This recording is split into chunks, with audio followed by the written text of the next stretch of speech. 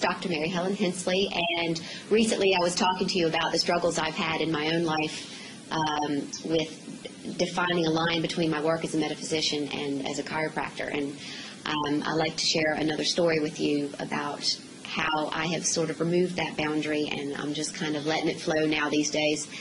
I had a woman in who came in just before Christmas, and she was having some serious issues with her low back. And she was laying on the table, and the next thing I heard in my ear was, "Tell her about my feet. Tell her I have little feet." And I looked over, and coming up before me was an image of a woman, and she had these tiny little feet. They were distinctively tiny feet. And I could see her materializing in the corner of the room as this woman's laying on the table. And it's one of those conundrums. Do I say something? Do I not say something? This woman's here for chiropractic care. She's face down on the table, and some woman is appearing in the corner of the room. So I had gotten quite friendly over the few months with this woman, and I made a decision at the end of her session with me for chiropractic that I would mention this lady.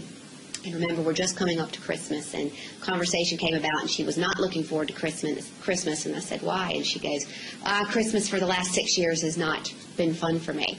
And I said, "Is that because your mother isn't here any longer?" And she just kind of looked, and I said, "Yeah." And I said, "Oh, she's here all right, and she's here with her tiny little feet." Well, the woman just stood stunned like a deer in headlights, and she said, "How do you know that?" And I'm like, "Well, she was just here while you were face down on the table." And she's like, "You're kidding me. What did she say?" And she said, her words to me for you were, "You need to let this go. She is perfectly fine. She is always with you. Her work here is continuing with you on the other side." And she said, "How did you know about her feet?" It was such a family joke. This woman had the tiniest feet. And I said, "Well, usually when a spirit is making itself known to me, they'll give me one little detail that nobody else would know." And I certainly didn't know this woman's mother. So she chose her feet because it was a family joke. You know, I've had someone tell me in the past, I said, "Your father's here," and it'd be very easy to go, "Your father's here and he loves you very much." But no, this is your father who died of a heart attack while he was sitting on the toilet. Would that be your dad? And she, you always get a response when you get specific.